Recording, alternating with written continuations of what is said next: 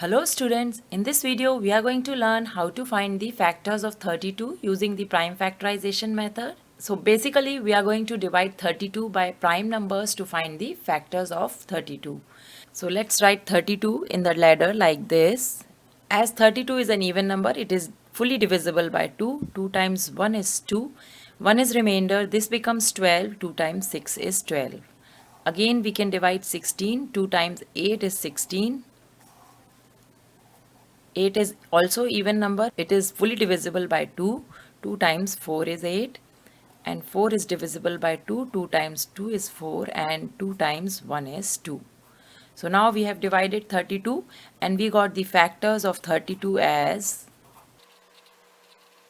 2 times 2 times 2 times 2 times 2. These are all the factors of 32. In exponential form, we can write it as 2 raised to power 5 is 32. So this is how we can find the factors of 32 using prime factorization method.